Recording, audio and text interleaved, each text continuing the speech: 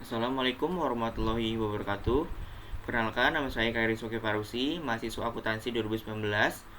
Di sini saya ingin menjelaskan tentang ujian studi kasus praktikum audit, yaitu modul 2 mengenai pemeriksaan atas siklus penjualan dan penagihan piutang usaha pada PT Sugus.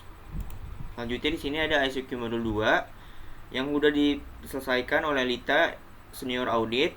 ICQ ini bisa dilihat di buku 1 halaman 46 sampai 50. Di mana SQ ini merupakan informasi-informasi atau pertanyaan-pertanyaan mengenai pengendalian internal dan prosedur audit untuk pengujian kewajaran dan ketaatan.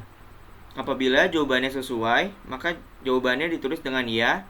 Jika jawabannya tidak sesuai, maka jawabannya ditulis dengan tidak relevan. Dari pertanyaan dan jawaban tersebut, auditor dapat memberikan kesimpulan atau penilaian, yaitu bahwa pengendalian internal PT Sugus itu sudah baik. Walaupun ada beberapa jawaban yang tidak atau salah saji, di jawaban tersebut tidak terlalu berpengaruh kepada PT Sugus. Selanjutnya di sini ada prosedur audit.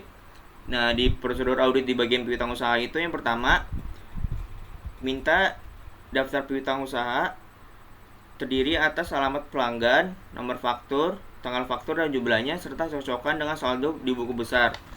Nah, di sini indeksnya itu sudah dilakukan dan bisa dilihat di buku 1 halaman 52 sampai 56.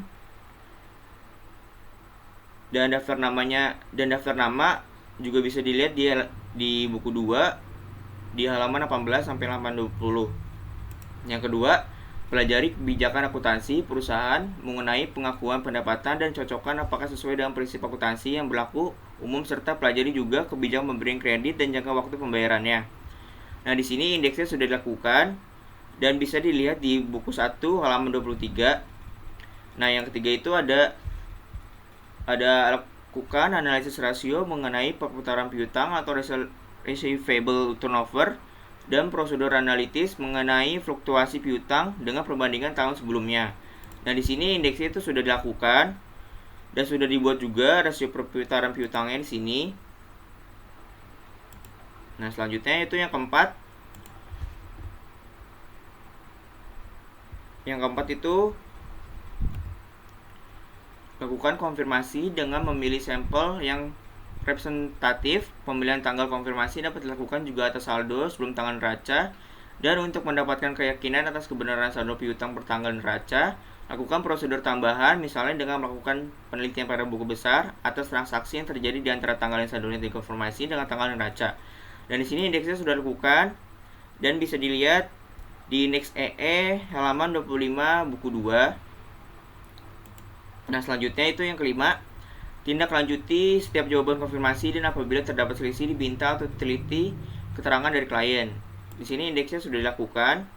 Selanjutnya yang keenam itu, bila konfirmasi yang dikirim tidak diterima, jawaban atau tidak dapat dilakukan konfirmasi, lakukan alternatif prosedur lainnya, misalnya dengan memeriksa bukti, dasar pencatatan dan uji penerimaan pembayaran piutangnya. Di sini indeksnya sudah dilakukan dan bisa dilihat di indeks EE1 dan EE2.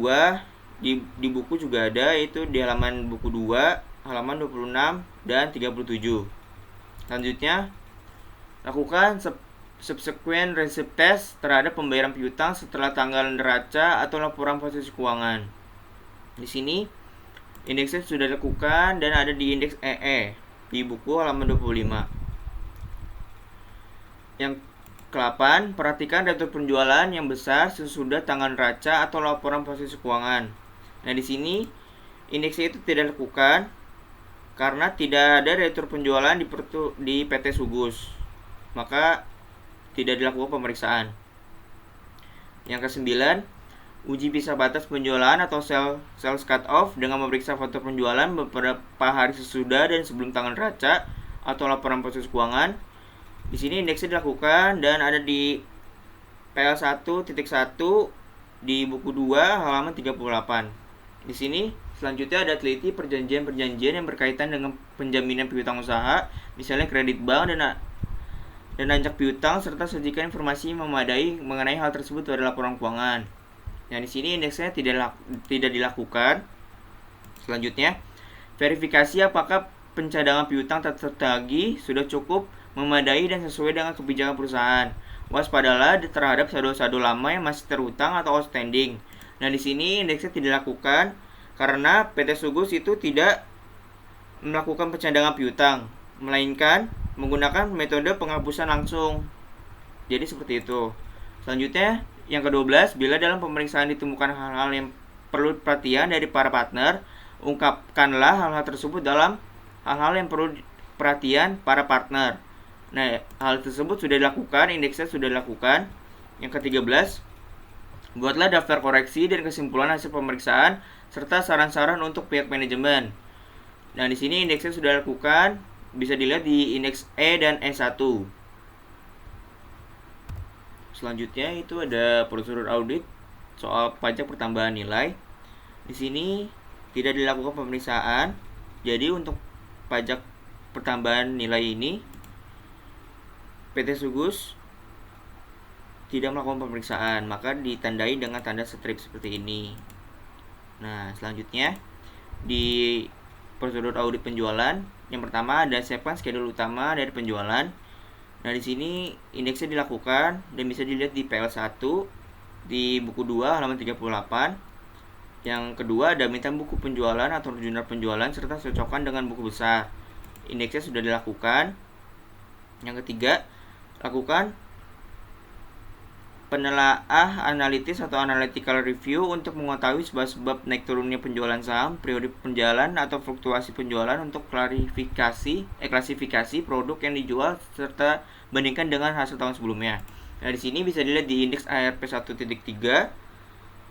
di buku 2 halaman 8. Lalu selanjutnya ada minta informasi ke pihak manajemen tentang siapa yang berwenang menetapkan harga jual, apa dasarnya, dan apakah klien mempunyai suatu standar harga serta bandingkan kebijakan harga tersebut dengan tahun sebelumnya. Nah, di sini indeksnya sudah dilakukan dan bisa dilihat di buku 1 halaman 18. Selanjutnya ada yakinkan bahwa semua penjelasan telah dicatat dengan lengkap dan tepat dengan pemeriksaan secara sampling bukti penjualan seperti faktur, surat jalan, bukti penerimaan kas atau bank. Pastikan metode pengakuan pendapatan telah sesuai dengan kebijakan akuntansinya. Sampling tersebut biasa dilakukan dengan memeriksa beberapa bukti penjualan serta setiap bulannya atau secara penuh untuk beberapa bulan terutama yang mempunyai tingkat penjualan yang tinggi. Nah, ini bisa dilihat di TOC 1 di buku 2 halaman 41. Yang keenam, waspada terhadap dokumen penjualan yang tidak berurut. Hubungkan pemeriksaan tersebut dengan pergerakan persediaan untuk mendeteksi adanya penjualan yang tidak dibutuhkan. Nah, ini di sini indeksnya tidak dilakukan. Yang ketujuh, periksa secara sampling harga satuan yang tercantum dalam faktur atau nota debit dengan daftar harga atau kontrak bila ada, perkalian banyaknya barang dengan harga satuan, perjumlahan dan pengurangan atau potongan, serta persetujuan atas syarat penjualannya. Di sini ada TOC 1 sama juga bisa dilihat di buku 2 halaman 41. Selanjutnya ada waspada juga terhadap kemungkinan adanya harga transfer phishing untuk penjualan ke perusahaan afiliasi, juga terhadap penjualan yang tidak dipungut PPN. Lakukan rekonsiliasi penjualan menurut buku besar yang dilaporkan menurut SPT dan masa PPN. Di sini tidak dilakukan indeksnya. Yang selanjutnya, selama beberapa hari sebelum dan setelah penutupan tahun dibandingkan buku penjualan dan transfer pembukaannya ke jurnal dan buku besar, serta yakinkan bahwa semua pencatatan telah dilakukan dalam periode yang bersangkutan. Nah, di sini indeksnya tidak dilakukan. Yang ke-10, ke-11, 12, 13 di sini indeksnya tidak dilakukan semuanya. Nah, selanjutnya di rasio perputaran piutang ini, di sini cara menghitungnya itu ada penjualan dibagi dengan rata-rata piutang usaha. Nah, sebelum kita memasukkan angkanya, pertama-tama kita cari dulu angka penjualannya dari tahun-tahun sebelumnya, dari tahun 2016 sampai tahun 2018. Di sini penjualan tahun 2016 itu bisa dilihat di buku 1 halaman 224. Untuk penjualan 2017 bisa dilihat di buku 1 halaman 14. Lalu penjualan tahun 2018 bisa dilihat di buku 1 halaman 14. Di sini piutang usaha tahun 2016 bisa dilihat di buku 1 halaman 222. Lalu piutang usaha 2017 bisa dilihat di buku 1 halaman 13. Selanjutnya untuk piutang usaha 2018 bisa dilihat di buku 1 halaman 13. Nah, di sini cara menghitung residual turnover tahun 2017-nya yaitu penjualan dari penjualan di tahun 2017 yaitu ada 30 miliar 621 juta 597.850 dibagi dengan rata-rata piutang usahanya yaitu tahun 2016, piutang usaha tahun 2016 ditambah 2017 lalu dibagi 2 yaitu dapat hasil 4 miliar 654 juta 811.954 yang dihasilkan yaitu 6,58. Sama juga untuk dari receivable turnover 2018 yaitu penjualan di tahun 2018 dibagi dengan rata-rata piutang usaha dari 2017 ditambah 2018 lalu dibagi 2 dan hasilnya seperti ini. Dan penjualannya dibagi dengan rata-rata piutang usaha dihasilkan dengan 4,16. Nah, selanjutnya kita ke indeks E. Di sini indeks E ini berisi tentang piutang-piutang dari PT Sugus yang berisi itu ada piutang usaha, piutang afiliasi, piutang lain-lain.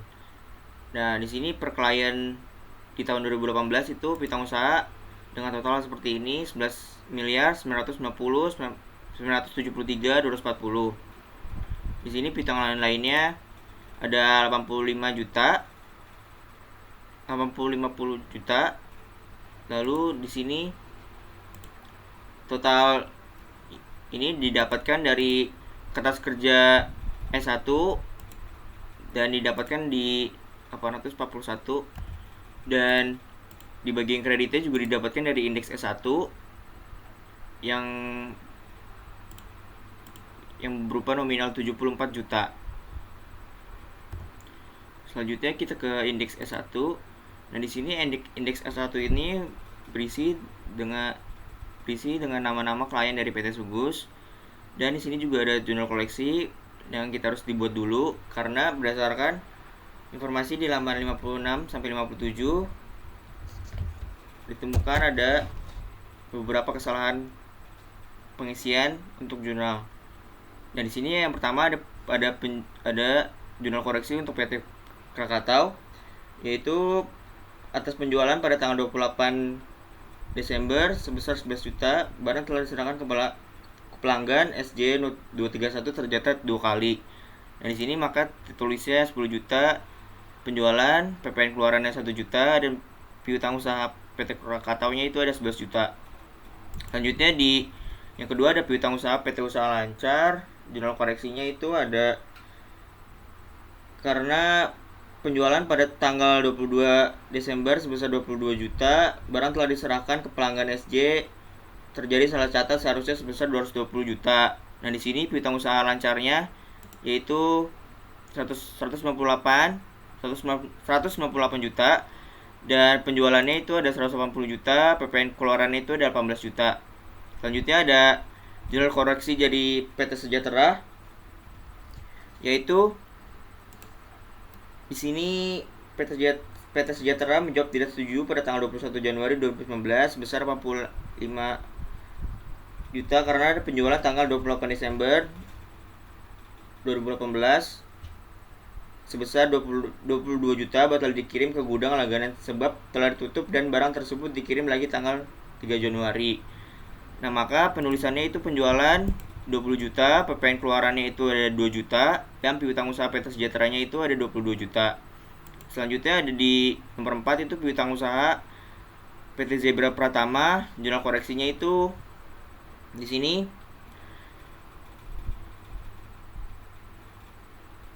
ada kesalahan catat pada tanggal 27 Desember dan itu adalah pelunasan ke PT Lestari sebesar 15 juta. Dan di sini piutang usaha PT Zebra Pratama itu 15 juta dan piutang usaha PT Lestari 15 juta.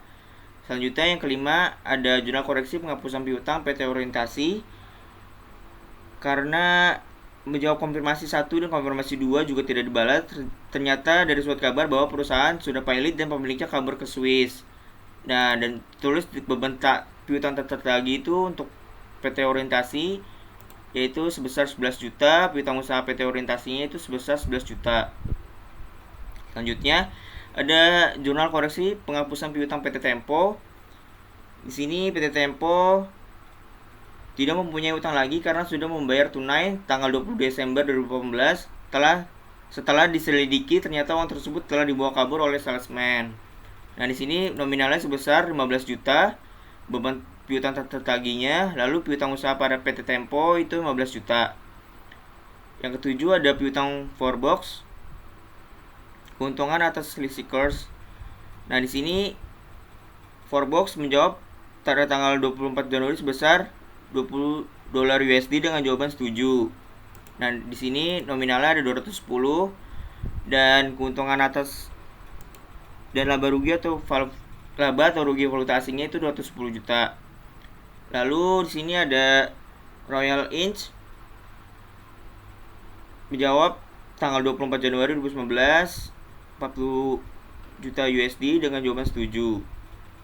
Maka di sini piutangnya 418.000 dan laba rugi valuta asingnya 418.000. Nah, di sini angka-angka yang sudah kita sebutkan di jurnal koleksi tadi kita dimasukkan saja ke indeks S1 ini. Di bagian yang kredit kita masukkan di bagian kredit, lalu di bagian yang debit kita masukkan di bagian debit.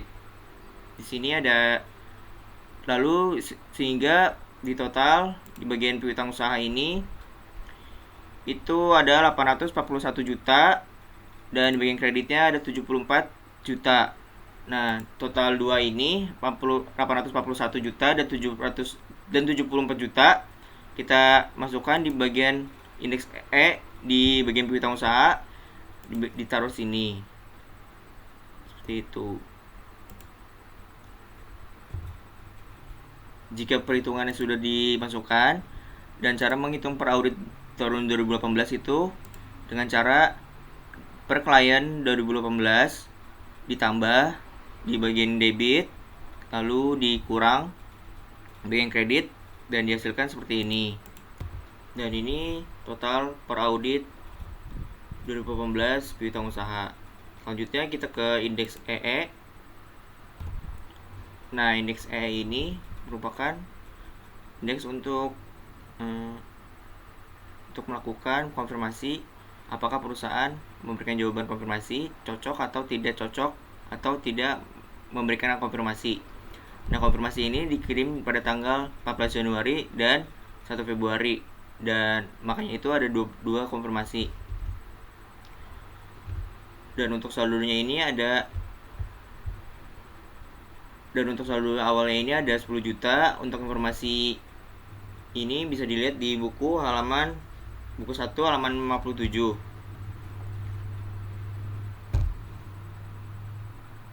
Di buku 1 halaman 56 dan 57. Di sini pertama PT Krakatau diinformasikan tidak menjawab konfirmasi 1 dan konfirmasi 2. Maka kita tulis hasil konfirmasinya itu NR di konfirmasi 1 dan NR di konfirmasi 2. Artinya keterangannya itu tidak ada jawaban. Nah, untuk keterangan tulisan-tulisannya itu bisa dilihat di buku 1 halaman 11. Di sini ada NR tidak ada jawaban, lalu ada CB confirming balance atau jawaban konfirmasi yang cocok, ada RD jawaban konfirmasi yang tidak cocok. Nah,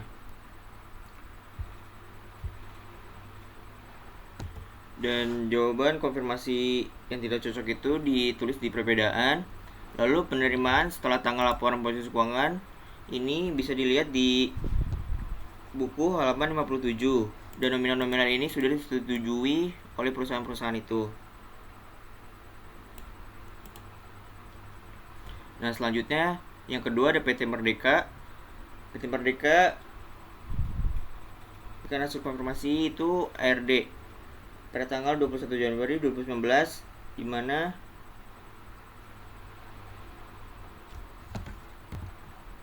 dikarenakan PT Merdeka menjawab pada tanggal 21 Januari 2019 sebesar 93.960 juta selisih karena giro yang diterima perusahaan sebagai pelunasan piutang jatuh tempo pada tanggal 3 Januari 2019 telah dianggap lunas oleh PT Merdeka sebesar 10 juta. Nah, selanjutnya ada PT Orientasi. Di sini PT Orientasi tidak ada jawaban hasil konfirmasinya dikarenakan tidak menjawab konfirmasi 1 dan konfirmasi 2 dan juga tidak dibalas. Ternyata diketahui dari surat kabar bahwa perusahaan sudah pilot dan pemiliknya kabur ke Swiss. Yang keempat ada PT Lestari. Lestari juga sama, tidak menjawab konfirmasi 1 dan konfirmasi 2. Lalu selanjutnya ada PT Nuansa. PT Nuansa juga sama, tidak memberikan jawaban. Lalu yang keenam ada yang kedua ada PT selanjutnya yang keenam ada PT Pelita. PT Pelita tidak menjawab konfirmasi 1 dan menjawab setuju pada tanggal 15 Februari. Nah, dia menjawab tidak setuju, tidak memberikan jawaban di konfirmasi 1, lalu memberikan jawaban konfirmasi cocok di konfirmasi kedua. Selanjutnya ada PT Queenie yang ketujuh. PT Queenie ini tidak memberikan konfirmasi yang pertama dan konfirmasi 2. Selanjutnya ada PT Sejahtera. PT Sejahtera menjawab tidak setuju pada tanggal 21 Januari 2019 sebesar 85.871.500.000 karena adanya penjualan tanggal 28 Desember 2018 sebesar 22 juta batal dikirim ke gudang langganan sebab telah tutup dan barang tersebut dikirim lagi tanggal 3 Januari. Nah, selanjutnya ada PT Usaha Lancar. PT Usaha Lancar tidak memberikan konfirmasi di konfirmasi 1 dan konfirmasi 2. Selanjutnya ada PT Wahana. PT Wahana itu PT Wahana menjawab pada tanggal 19 Januari memberikan dengan jawaban tidak setuju karena adanya pelunasan piutang dengan giro Bank BNI itu tempo 27 Desember 2018 yang sudah bayar lunas. Setelah diselidiki, giro tersebut belum dikeliringkan oleh kasir sebesar 1,5. Selanjutnya ada PT Rimba. Nah, di sini PT Rimba juga memberikan jawaban tidak setuju pada tanggal 21 Januari 2019 sebesar 16.500.000 karena adanya penagihan faktur tanggal 1 Desember 2018 sebesar 11 juta yang terima bagian keuangan tanggal 28 Desember 2018 dengan giro Bank Mamon jatuh tempo pada tanggal 3 Januari telah dicatat sebagai pelunasan piutangnya. Selanjutnya ada PT Tempo. PT Tempo juga tidak setuju. PT Tempo menjawab tidak setuju pada tanggal 21 Januari dan tidak mempunyai utang lagi karena sudah membayar tunai tanggal 20 Desember dan setelah diselidiki ternyata uang tersebut telah dibawa kabur oleh salesman. Di sini PT Zebra selanjutnya memberikan jawaban tidak setuju juga karena adanya kesalahan catat pada tanggal 27 Desember dan selanjutnya itu pelunasan pada PT Lestari. Selanjutnya ada PT Zera. Di sini dia juga tidak setuju karena adanya kesalahan karena pelunasan piutang dengan giro PIB jatuh tempo pada tanggal 28 Desember 2018 yang sudah dibayar lunas. Setelah diselidiki, giro tersebut belum dikeliringkan oleh kasir sebesar 400.000. Nah, di sini dari total perbedaan yang ini dengan di total itu ada 44.900.000. Selanjutnya kita ke indeks ES1. Indeks ES1 ini merupakan isi dari ringkasan hasil dari konfirmasi hasil piutang. Nah, di sini di pengingkaran pertamanya itu ada pada tanggal 14 Januari 2019. Nah, di sini menurut informasi terkait dari indeks EE, di sini disadul menurut konfirmasi, di jumlah konfirmasinya ada 2. Nah, di sini jumlah konfirmasinya ada 2. yang itu dengan jumlah 272 juta. Di sini selisih yang dilaporkan atau hasil konfirmasinya itu ada 7, yaitu dengan total 574.931.500. Lalu selisih dengan pembukaan kliennya itu ada 44.900. Dan di sini ada jawaban tidak kembali, itu jumlah konfirmasinya ada 7 dengan total 11 miliar 999.141.740. Nah, di sini total yang dikirimnya itu ada 16 dengan jumlah 11 miliar 990.973.240. Dan total piutang usahanya di sini ada total piutang usahanya ada 11.